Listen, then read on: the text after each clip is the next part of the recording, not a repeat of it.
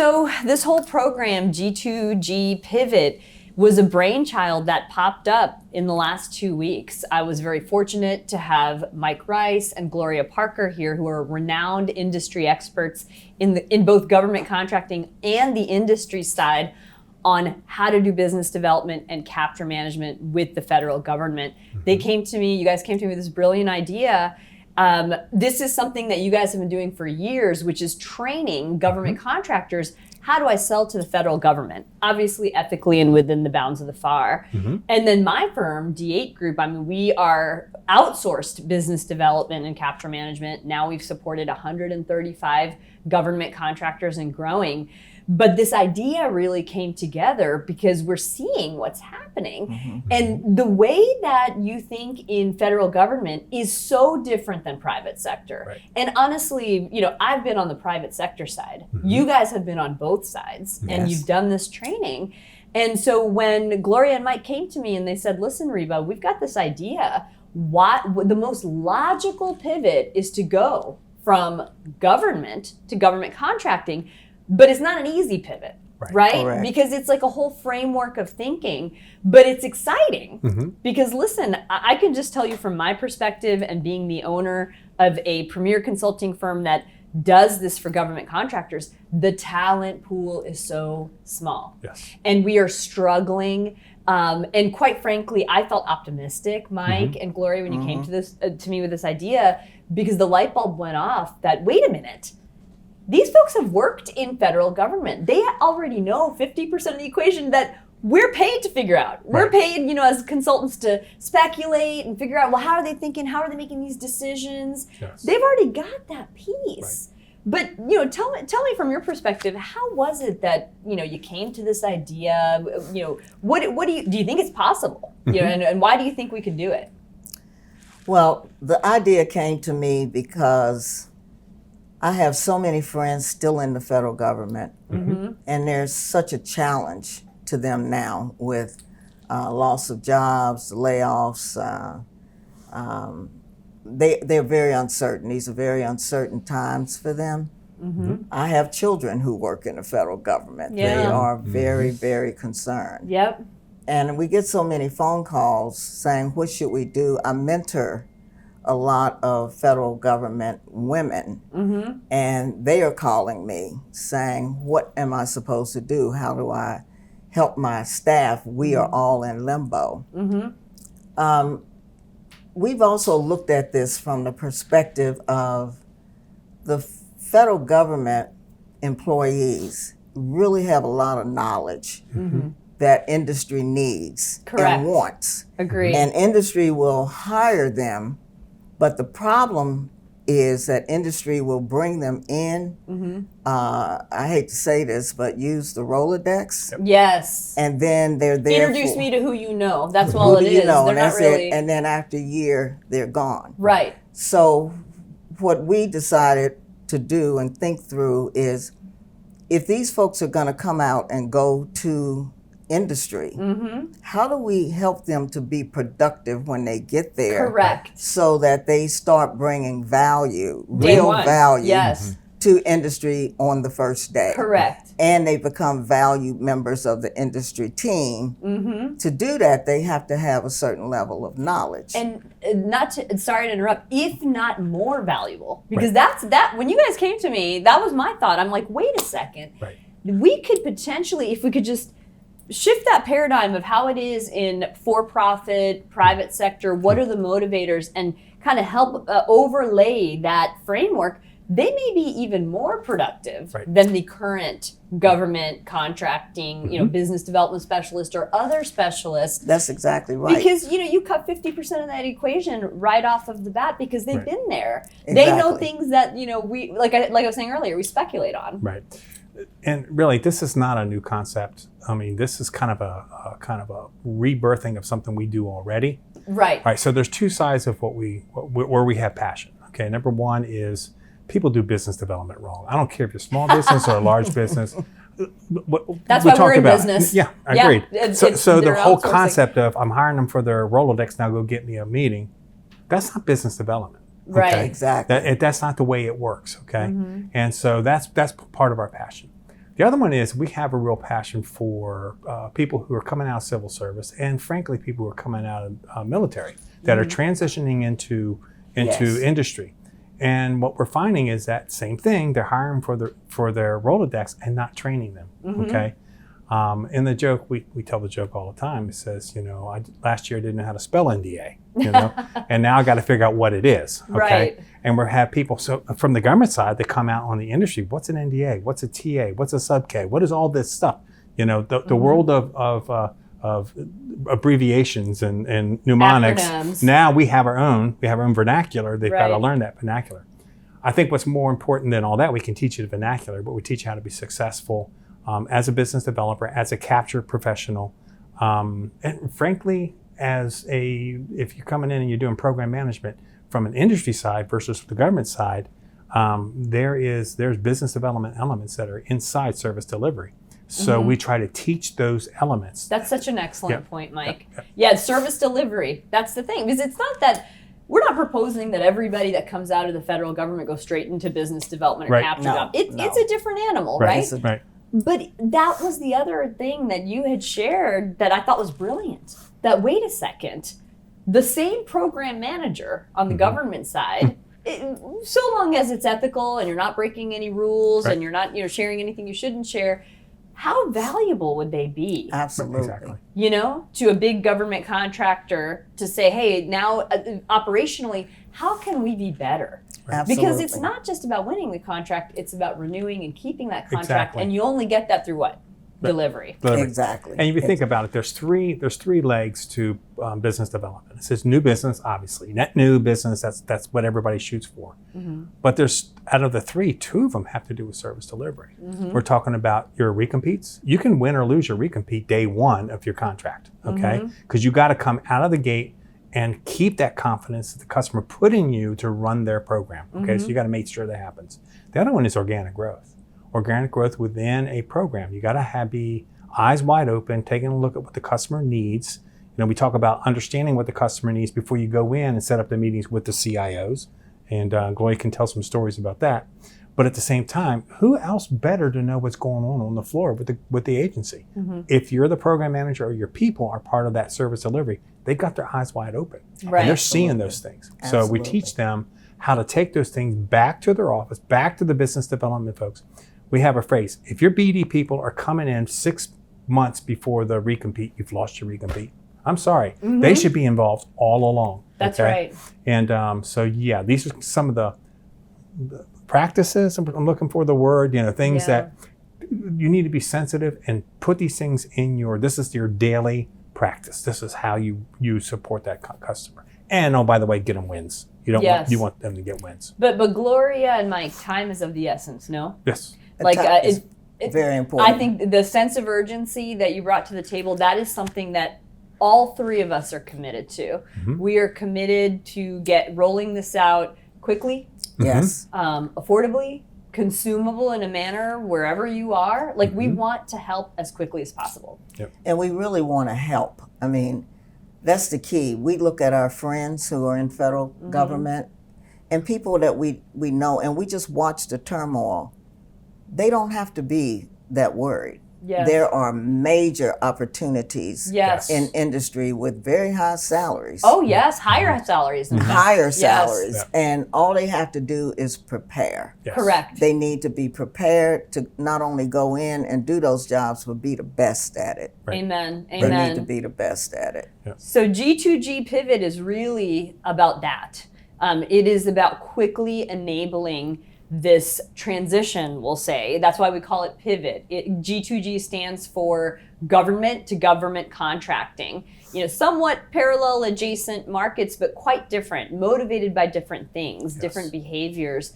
But this G2G Pivot, we believe, we're on fire about this idea. We think this is just a win-win-win. It's Absolutely. a no-brainer. Absolutely. You guys know, I struggle to find good talent, right? But we're very good about finding the person who has the raw skills and then deploying them in a manner that is meaningful, not only to succeed in a government contracting firm, just getting the job. Because I think that's what everybody's worried about is am I going to have a job? Can I get the job? Right. But truly, guys, I think we all agree, correct? Like, it's not just getting the job.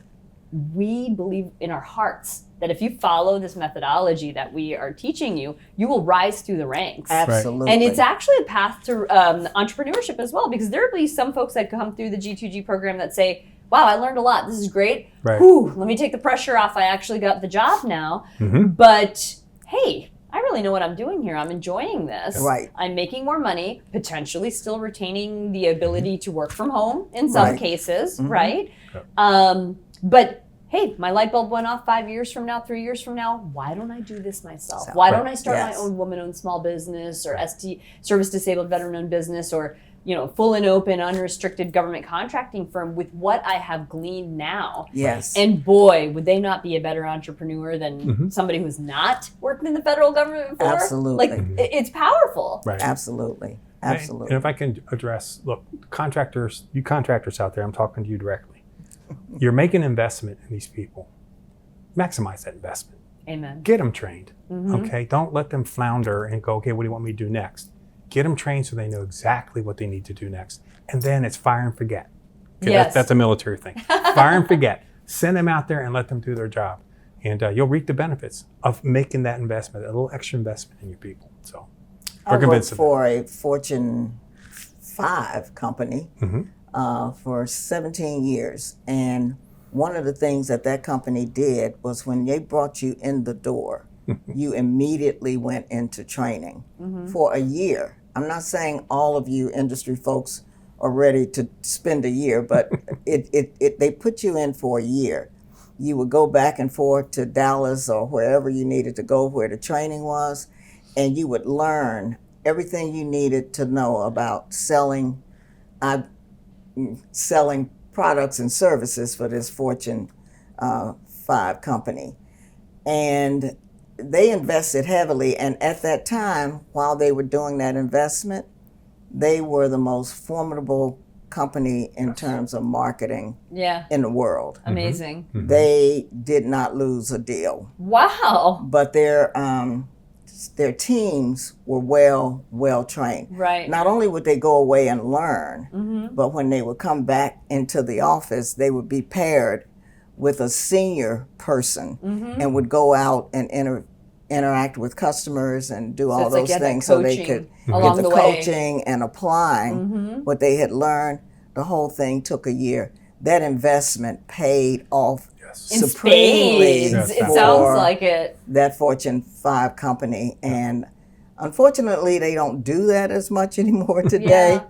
But I'm going to tell you. That's why they're not a Fortune 5. That's why we didn't name them on the video. But it's very important, industry folks, as Mike alluded to. You got to invest in your people. I had one industry person come to me, had hired somebody from DOD. The person wasn't cutting it. And I said, well, have you trained the person to do what it is that you need them to do? Yeah, they were great in DOD, doing what they did in DOD, but you haven't even begun to invest in training them on what you really want them to do. Take your DOD experience, knowledge, relationships, and now understand what we do and make some of these things that we're trying to do happen. Right. And so they put this person through our training, and because they were getting ready to fire this person. Yikes. And a few years later, he's still there. That's amazing. He's still there. I love stories like that. Doing well. Another Fortune 5 statement. Okay. Another story. So we actually, just to let you know the quality of the training that we do, look, large businesses have there's a rigorous business development, usually practice, if that makes sense, okay?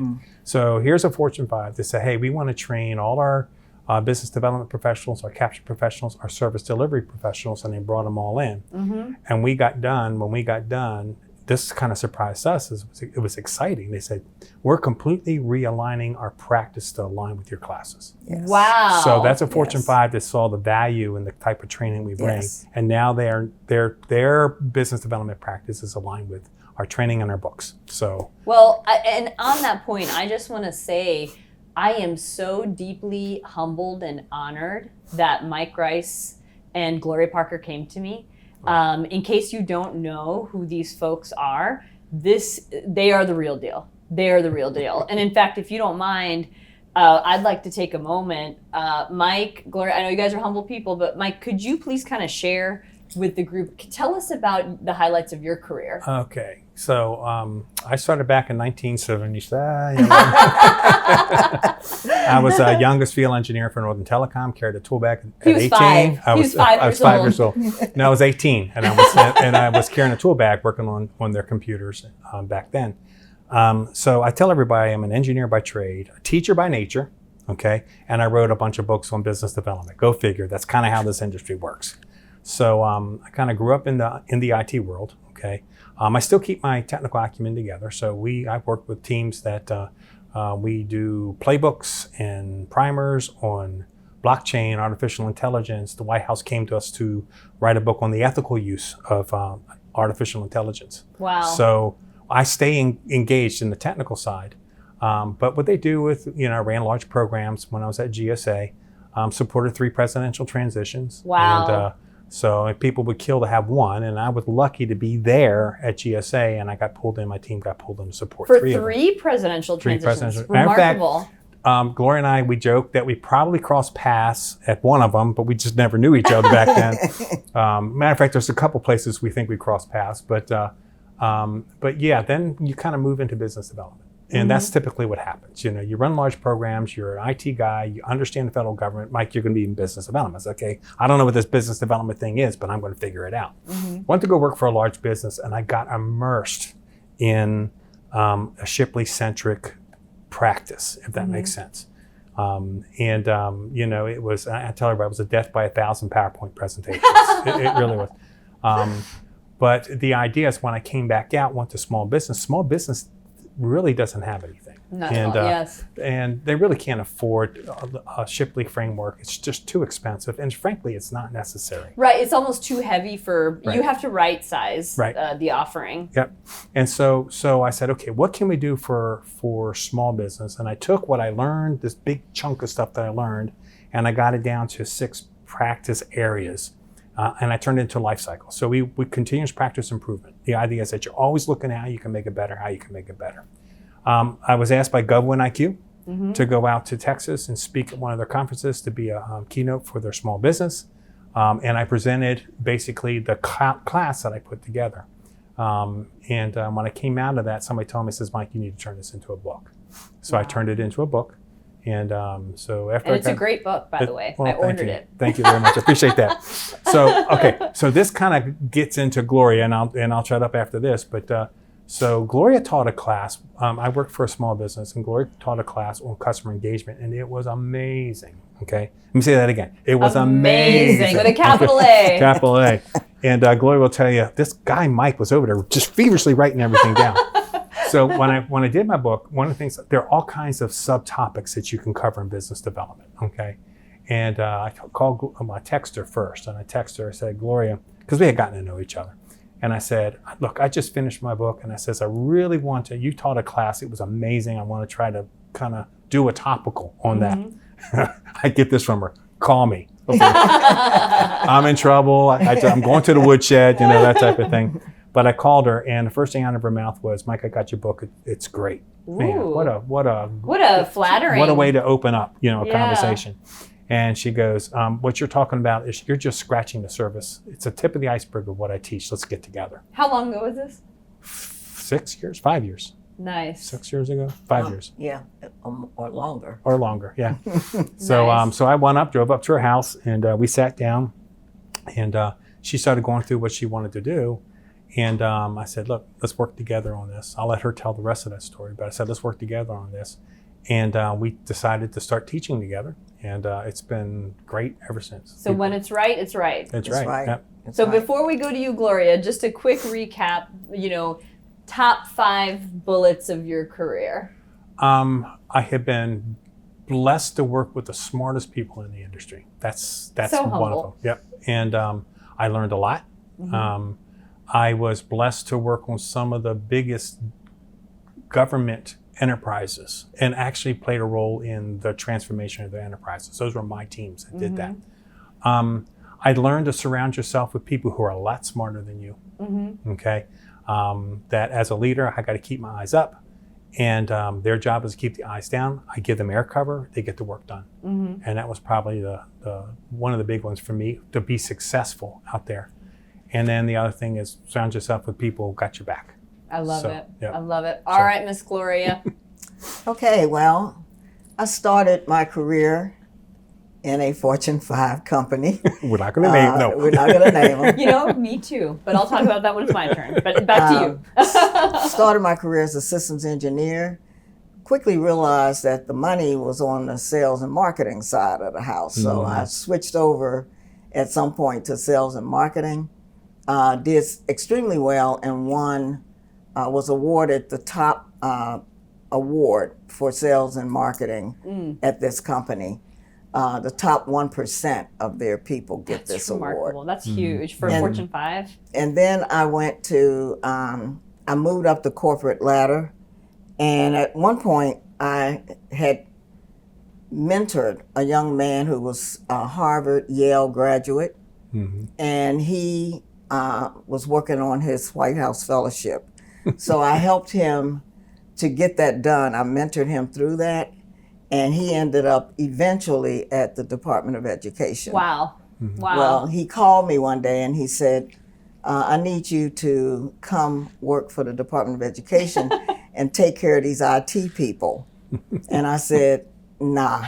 You want me to come over to government? What? No, you want me to leave corporate America to come to government? No. And at that point, I had a little joke. I said, the only thing I know about government is the IRS, and I don't want to do that. So he did everything I taught him to do.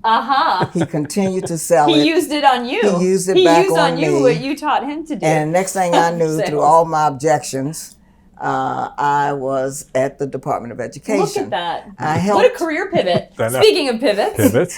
I helped with the Klinger-Cohen Act. They had written it. Congress had written it, but it hadn't been voted on yet. So we were making revisions, and they asked me, with my background, if I would come and read through what they were doing, because that act put CIOs in place. So I went over and helped review the act. Okay. And they made whatever changes, and eventually the act was passed. And it's known as the Klinger-Cohen Act, and all the top agencies, or what we call CFO agencies, which are the big ones, the cabinet agencies, all had to have CIOs. Yeah. And so I had just gotten to the Department of Education, and I became the first CIO. We have the first CIO, Department of Education, sitting right here with us. And so spent 3.5 years there.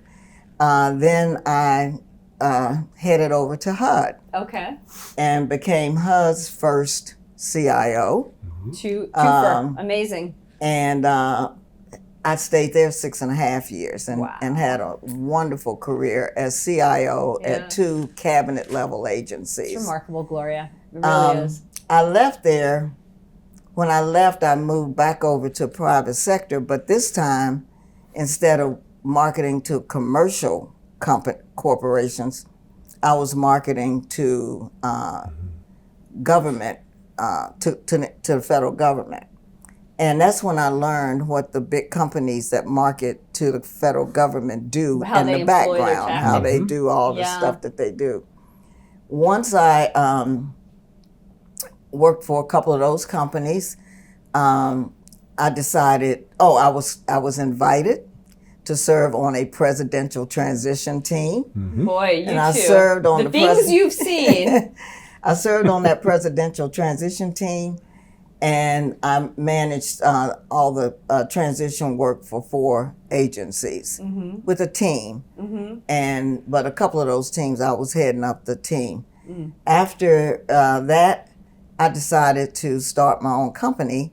And the reason I started my own company was because I got a lot of phone calls from people after the transition was over, asking me if I would consult with them. Yeah. So I started consulting with them, and that started building my business, which had never been planned, but it started doing extremely well.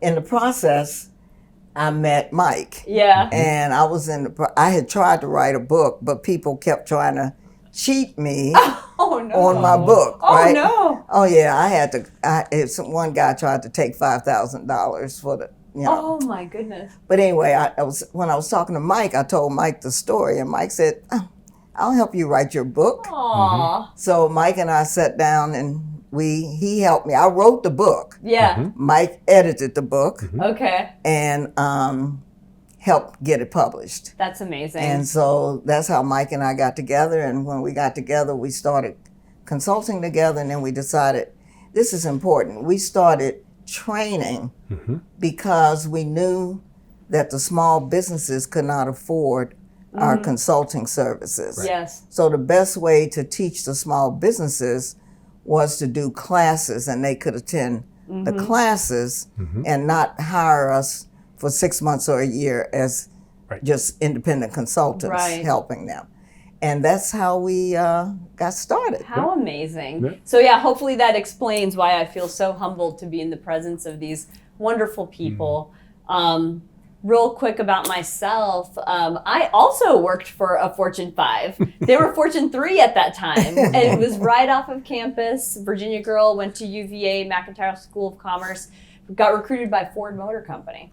Okay. So, and thrown into a job, talk about selling ice to the Eskimos. I had to wholesale cars to car dealers who are extremely shrewd, extremely passionate business people. Yeah. So it definitely was my boot camp. But the reason why I think it really helped me with my career is because I can very firmly tell you what the difference, similar to yourself, is between sales and federal government business development. Yes. Two different animals. Yes. But I'm really grateful that I actually started with the School of Hard Knocks, because that job kicked my butt. It got my skin thickened. You know, I cried a lot. It was rough, but we all do, by the way. We all do, right? In the beginning, you're young, you're out of college. Wow, these are scary, very frightening scenarios. And Gloria, I know you've got a bunch. Mike, you've got a bunch. But it makes you tough. It makes you strong. And I took that experience, worked there 5 years, got my MBA, and then went to go work for my father's business. And he had a government contracting firm, an 8A certified government contracting firm that had their 8A had just expired. Okay. So it was tough times. I didn't know what I was getting into. I had all those Harvard business case, type of mentality right out of MBA school. I'm going to fix everything.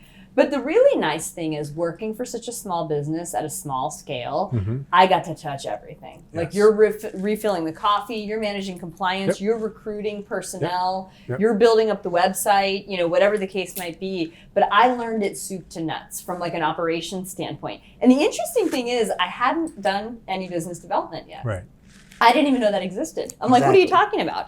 But somebody in my father's network spotted me, and he said, listen, you need to do this. And he's my mentor to this day. I'm so glad. It was a hand in glove moment. He said, relationships do matter. And the stakes are so high. These contracts are so high in value, and they're 3 to 5 years in length. Come, let me show you how to do business development. And it was one of those hand in glove moments where I feel like, you're paying me to do this? Like, I can't believe. And they pay you a lot to do it. Right. I mean, and we're going to be very honest about that. You're going to hear about pay scales. You're going to hear about everything. BD and capture are heavily sought after career fields. But from there, I went to go work for CACI, a huge systems integrator. I believe I owe the success of my current business to them, because they invested, again, in coaching and training, like you said. And I was hand selected to be a part of their business development fellows program, 18-month simulated capture training. First one, ironically, from the business development team to ever be selected for that. Oh, wow. But got through that, and I really feel, I haven't worked at that many places. After CACI, I went to work for a service-disabled veteran and small business, and I said, let me test my muscles. Let me see what I learned there. I want to see if I can win federal contracts with no Rolodex. Right. So I said, give me a new market, guys. I'm bored. Give me a new market. So they said, okay, Reeba, why don't you take this federal civilian account space And for that company, within 10 months, which is fast, it may sound long, but that's fast in our business, I was able to win 3 major multi-million-dollar award government contracts with no prior Rolodex. And that's when I said to myself, you're onto something, Reeba, here. And I do think it was like that perfect blend of having done hardcore sales, going through the fellows program, getting Shipley certified a couple of times, and saying, all of these trainings are out there, but you know what really isn't? Is BD. And honestly, before I met you two, plenty of proposal training firms, plenty of capture. Yeah. But that sales DNA, like your ability, and that I always say it's a hunter versus a farmer. Right. So like if you're a hunter, and even if you're not a hunter, it's still a fun thing. And I think that we can help you see that path. But I started the D8 group. I said, I wonder, this was 7.5 years ago. I said, can I bottle this up and provide business development as a service and capture as a service? Right. Exactly what you guys were doing. Very good. Here we are, guys. The hypothesis proved true. We have now supported 135 clients and growing. We have had 200 additional inbound leads. We have about 60 consultants. Of the top 100 government contractors, 10% of them are our clients. And what's interesting is we've been at some of these client spaces 2, 3, 4 years. So we're definitely onto something. Right.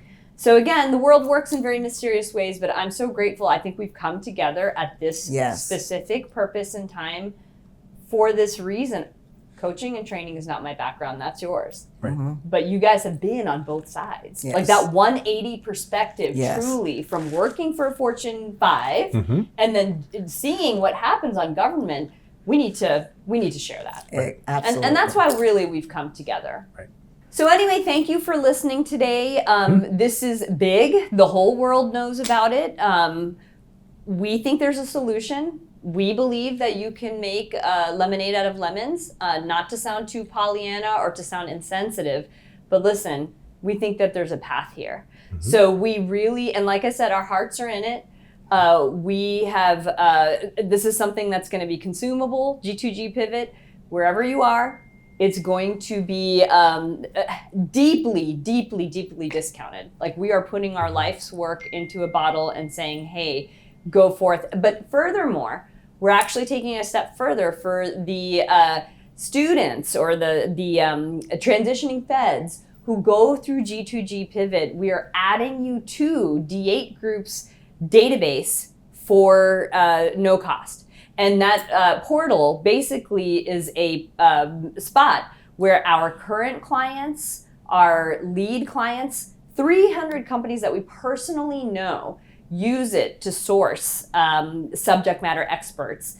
And then remember, we build their federal opportunity pipeline. So we actually know what our clients, which agencies they're in. We know what type of opportunities they're winning and pursuing, whether they're cybersecurity opportunities, construction, so on and so forth. So there's going to be a natural matchmaking, and we're going to obviously leverage AI to make some of those predictions. But we don't want to put you in that portal until we arm you and make you formidable and prepared. Right. So a lot of things that we're going to cover are some of my personal real world soft skill advice on how to nail that interview, how to polish that resume, not generic stuff, but real world stuff. Listen, again, not trying to brag, but I have landed every job interview I have ever been given. And at least 3 times in my career, I've had 3 parties jump in and escalate up my salary. So I've learned a thing or two. And I am going to share that with you as a friend. Because I want you, if you are tapped from the D8 group portal, you're going to be, I forgive the term, but armed and dangerous. Yes. You're going to be ready. You're going to be ready to strike. You're going to be able to speak professionally. Yes. And listen, let me give you a little bit of comfort here too. Gloria was talking about how they invested in the training of a group of folks.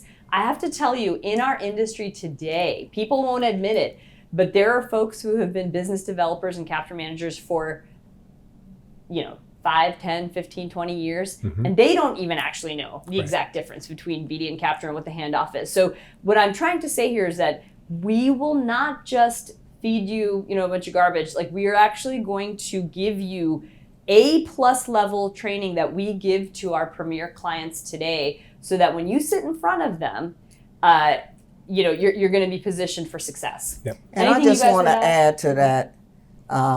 When we teach our classes, we actually do have surveys that the students fill out. And we've had so many people who, like you said, have been doing business development for 20, 25, 30 years. And they've always written back to us and said, I wish I had known this before. Yeah. I learned so much that I thought I knew it all, but I really didn't know. Right. Now, here are the things that I'm going to do to be much more successful now that I've taken this class. I love that. Yeah. I love it. Mike? Yeah. And one experience, I think one of the things that you're going to get different from anybody else is that we will tell stories, okay? And because we've been there, and a lot of our stories are some of our failures, because you learn a lot from your failures. So true. This is the mistake that I made here. Now that I know, I'm not going to make that mistake again. I had a potential client, I'm going to call it potential client, okay? Looked at me one time and said, Mike, I'll just buy you a book. And I said, go right ahead. I'll make my $4.50 on that. That's fine with me. I said, well, yeah, why don't you pick up a book on how to play basketball? And I said, it'll teach you how to do a jump shot, a layup, it'll teach you the rules of the game, all that kind of stuff. I said, then I'm going to put you in the game. I said, you got to be coached and taught by people who have been there. Amen. And it makes a big difference. Book smart's book smart. Right. Street smart is successful. Absolutely. And I think that's one of the things that we bring. Absolutely. So I love it. Thank you so much. Thank you.